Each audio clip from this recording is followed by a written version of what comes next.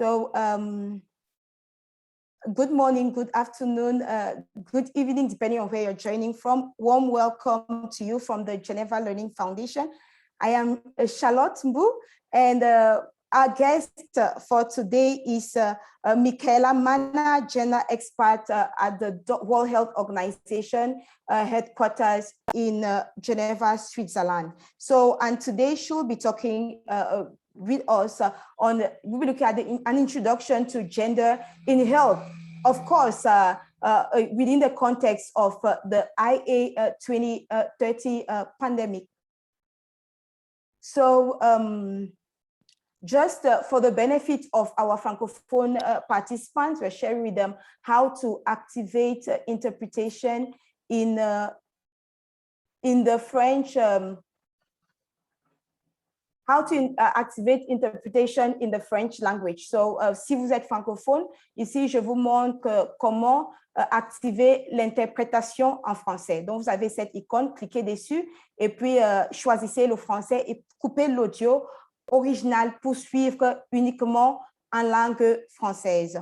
So basically, we are having 15-minute question and answer session with our guest today, and I'm going to I'll be asking a few questions, but I'll also be turning towards you to ask your own questions in the chat or to raise your hand if you want to speak. We are talking about lightning chats because we know you are very busy. And so if you are interested in the topic and you want to explore more, the resources will be made available for you. So I'm going to start now directly with the Q&A. But before doing so, I want to invite our guest, Michaela. I also see that Shirin Heidari has also joined us. So Michaela, if you can just briefly introduce yourself, and then we'll go ahead with the questions. Sure, Charlotte, thank you. And hi, everyone. I hope you can hear me okay. Yes, loud and clear. Great. So hi, everyone. My name is Michela Manna, and I work as gender specialist for WHO Geneva for the polio department, and I work for the Global Polio Eradication Initiative as gender specialist,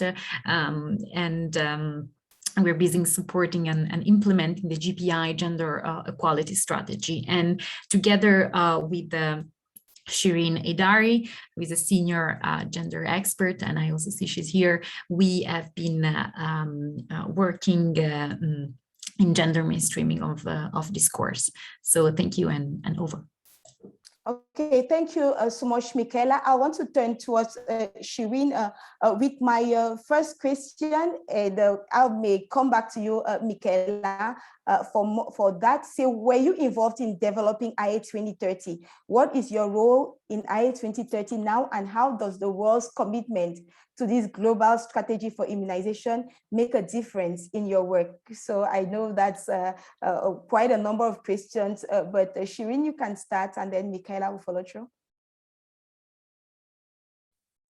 Charlotte? Yes, I think Michaela would be better placed to answer this question, Charlotte. Okay, over to you, Michaela. Yeah, thanks, Charlotte. For the Immunization Agenda 2030, we actually provided technical inputs in the Immunization Agenda 2030 Gender Annex, which is nearly finalized for what I know. And I think that what's important to stress and underline is the fact that the Immunization Agenda 2030, also under strategic priority 3 on coverage and equity, really, let's say, emphasizes the commitment to gender responsive strategies. And this is really important for us to have this document clearly stating how important it is to commit to gender responsive strategy, and also disaggregated data, for instance, in outbreak response. So that, I hope that answers, Charlotte. Okay, thank you. And now talking about the topic of the day, introduction to gender and health. What is gender, and how do you differentiate that from sex? That's a very important question, Charlotte, thanks. Those are often those words are often used interchangeably. I think that we can refer to gender as the socially constructed characteristics of women and men, such as, you know, the norms, the roles, the relations that often also between the groups of women and men. And we have to remember that those can change, can vary from a society to another society, and also can evolve over time. When we talk about sex, we, on the other end, refer to biological attributes. And so sex is mainly associated, you know, with the physical and like the physiological features, you know, like the chromosomes, the gene expression, the hormone level, our anatomy, also sexual anatomy. And so gender interacts with, but it's different from sex. And so that's why it's important not to like mix up these two terms. They're, as I said, they interact, so they're distinct. But and I think it can be helpful if we think of sex as biological and gender as social. Okay, thank you for clarifying that, Michaela. And feel free, Shirin, to jump in if you have more to add. So my next question for you is, what are the implications of gender inequalities in health and the health system as a whole? So, and what actions can be taken or are being taken to tackle this? Yes, thanks, Charlotte. So gender is an important determinant of health outcomes. As we just said, you know, gender is we can think of gender norms, the gender roles, all the different power relations that determine our access and control over resources. So and also our position in society. All those dynamics contribute to all the different vulnerabilities and susceptibilities to illness, and also so as a consequence also the health outcomes. Gender also determines like our health behavior and also our health seeking behavior. And so this is where you can see that gender is an important determinant of health. If we think of an example, like data from the SARS COVID pandemic show that, for instance, men are a greater risk of a severe disease and death because of biological reasons that we know, such as the different immune response, but also the risk is also related to social factors, and they're different, for instance, behavior, for instance, the fact that there is a lower rates of hand washing, that there's smoking habits, or maybe alcohol misuse. And so here is really an example that shows how gender has an influence in health. And I like welcome Shirin to add if I'm missing something. It's also more expert on COVID than I am. Okay, Shirin? Well, not much to add. As Michaela said, gender really influences the allocation of resources, and the power very much relates to the power dynamics and the gender power imbalances that translates into inequalities when it comes to access to health information and health services, and as such can create disparities. Okay, thank you so much. So if I can just stay with you, Shirin, for the next question. And I'm inviting you, if you are in the room, you're just joining us, if you have any questions for our guests, please don't hesitate to type in your question in the chat, or also raise your hand if you wish to speak. So my next question, can you better explain what gender-related barriers are and how they influence immunization outcomes? Shirin? So thank you so much. And again, Michaela, please feel free. I know that this session was supposed to be yours, so feel free to jump in. Again, Michaela is also better an expert in immunization. So gender-related barriers is simply any barriers or obstacles that is emerging as a result of gender inequality and our gender norms, roles, and behaviors in the society. For example, in many societies, women do not have a professional job in some settings, and might not have an income, and as such that is a financial gender related barrier and might actually prohibit them from accessing services if they have a long distance to go, for example, to a clinic. It also can relate to information, access to information. In some settings, women have a lower access to education and might have a lower formal education. And as such, they might not have the necessary information and knowledge about the benefits of immunization, where to get immunization, and so on and so forth. Again, it very much relates to the roles and norms in the society and the decision-making power, access to resources, access to information, to know when, how, and where get services and have the power to make those decisions. So again, anything that relates to how gender is performed in our society that can create barriers and opportunities. And Michaela, over to you for immunization specific aspects as well. Thanks, Shirin. Yeah, I mean, also not much to add. All those dynamics play an important role when it comes to immunization, and they play their role in multiple levels. So from the individual to the households to the community, and they can really hinder the access to immunization services. And also we have to remember that there are they also gender-related barriers impact immunization also from both the demand and the supply side, and again through individuals, household, and communities.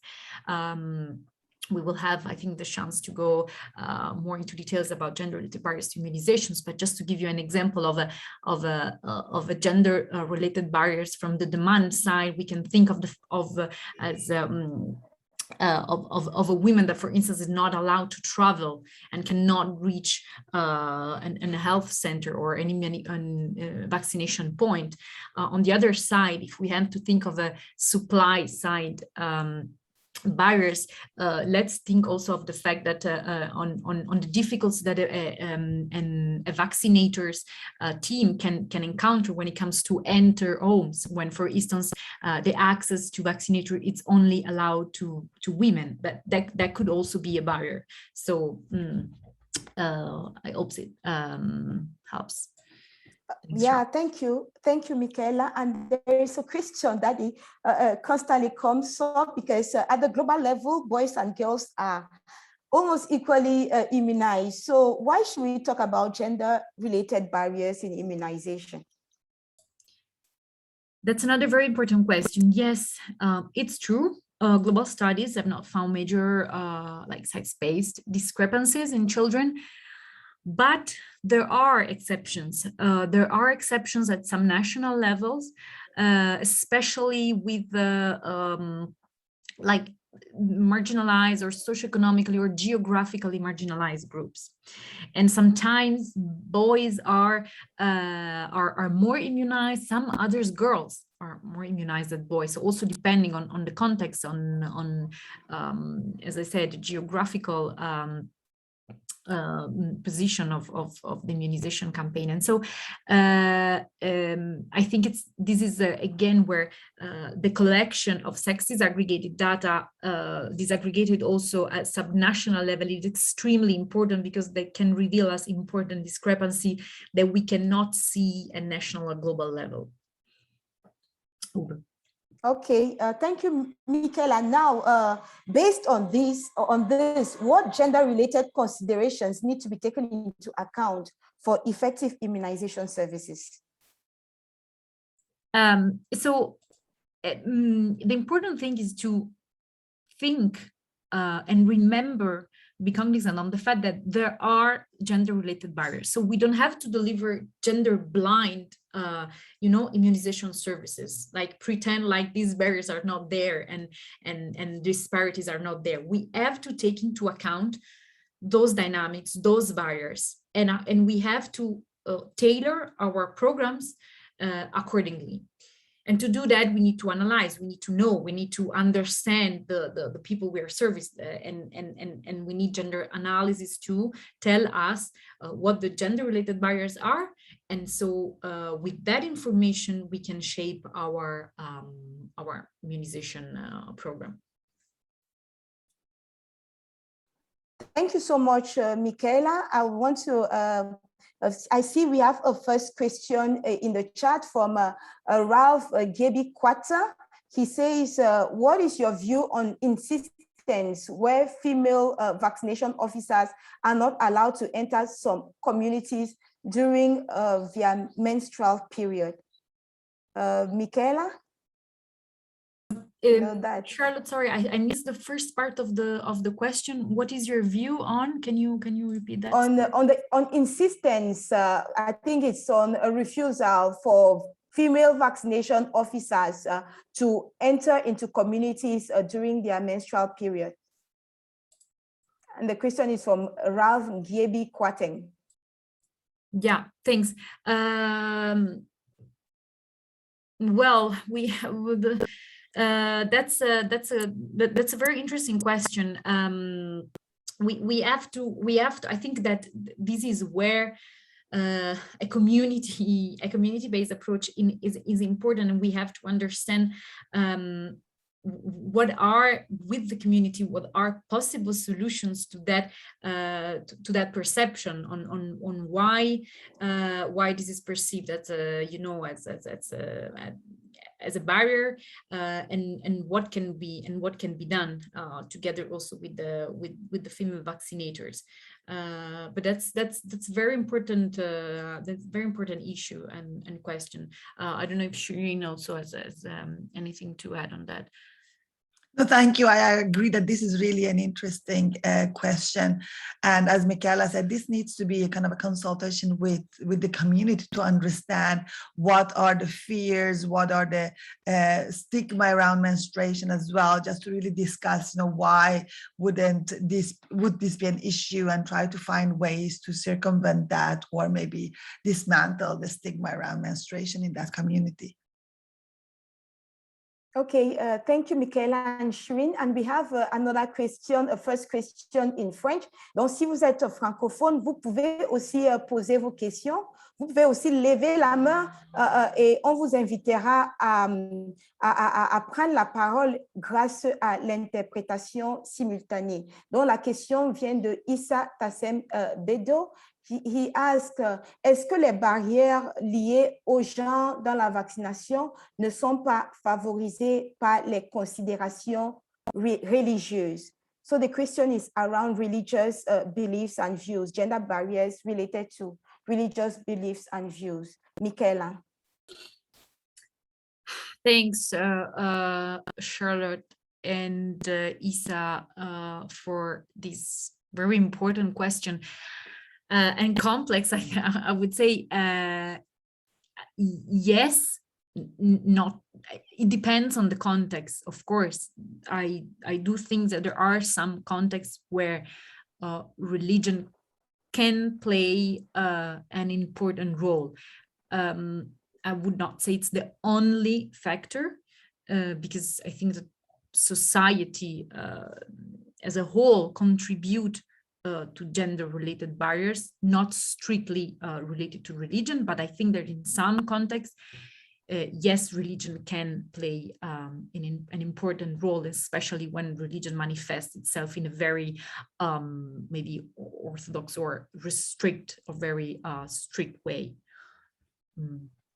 Yeah. And there seems to be a lot of interest that has been generated around the barriers, the gender-related barriers. And Joseph Gugi, he says in the chat, to add on the above question, what about in cultures where female cannot be attended by a male worker apart from her husband? So, and I think Shirin, can you address that, or Michaela? Sure, I can start and Michaela can add to that.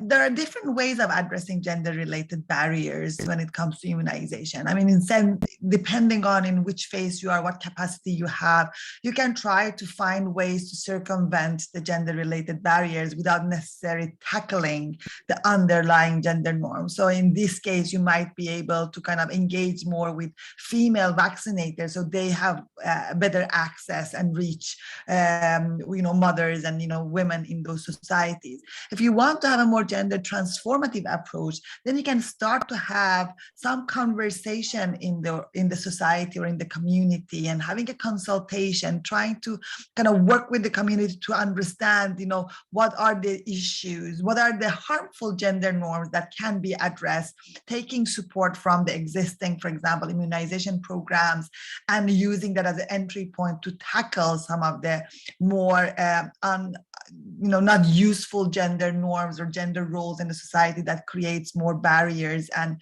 doesn't allow women and men to have the same opportunities. So again, depending a little bit on your specific context and the specific needs and the specific capacities and resources you have, you can take different approaches, either to kind of live with the existing norms and circumvent them, or try to take a much bolder approach to try to transform and address some of the harmful gender norms. Michaela, maybe you want to add also some examples from immunization. Yeah, no, I mean, I totally agree with Shirin, and actually this is a very interesting and important example of like a supply side barrier. That's exactly the barrier. What do we do when we have to provide a health service, but we have a gender-related barriers, and how do we tackle that? And so we have to think of solutions. For instance, are there enough maybe enough women health worker in that specific facility, say it's a health center, and if we see that women are not going, are we asking ourselves why? And so that's a very important example. Thanks, Joseph. Okay, thank you both Michaela and Shirin. I have one last question for you both, because next week we'll have, and we still have 2 more lightning chats with you that will focus mainly on gender and immunization, and looking at the future of immunization and taking into consideration Immunization Agenda 2030. So ahead of this, what should participants expect, those who are here in the room, expect to learn on this topic? Thanks, Charlotte. So I think we will have the chance to explore a bit more gender-related barriers to immunization. What are again from examples from a demand side, from supply side, and maybe what can be done to tackle those barriers. Okay, thank you so much, Michaela. And as we said from the beginning, these are lightning chats, 15 minutes question and answer sessions. And we only extend if there were more questions. And as you can see, we had more questions today. That's why we extended above the 15-minute mark. So if you would like to explore this subject more, but focusing on gender immunization and barriers, gender-related barriers as far as immunization is concerned, make it a date with us next week. That's Monday, 20th September at 12:15 Geneva time, and Michaela and Shirin will be here to answer your questions. So also do prepare any additional questions you may have around these topics, because our guests will be here to provide the answers that you need. We also have a number of other lightning chats that are programmed. So please stay tuned and be on the lookout on our various communication platform, especially Telegram, for the announcements with the date and the time. But you can already go ahead and mark these dates on your calendar. that said, I would like to invite you, please share your experience with us on these lightning chats to tell us how we can do better. So I'm sharing the links with you right now on the chat. Go ahead and click on these links and take a couple of minutes to give us your feedback. So once again, I would like to thank you all for taking part in today's lightning chat, and thank you for all of the questions that you have asked around the topic of gender and health. And I do hope you will join us as from next week for other lightning chats. I also want to especially thank Michaela, Manna, and Shirin, Heidari from the World Health Organization headquarters in Geneva, Switzerland, for accepting our invitation today and for answering our questions. Thanks, Charlotte. Hi, everyone. Bye. Okay, so until next week, bye for now. Thank you. Bye-bye. Bye-bye.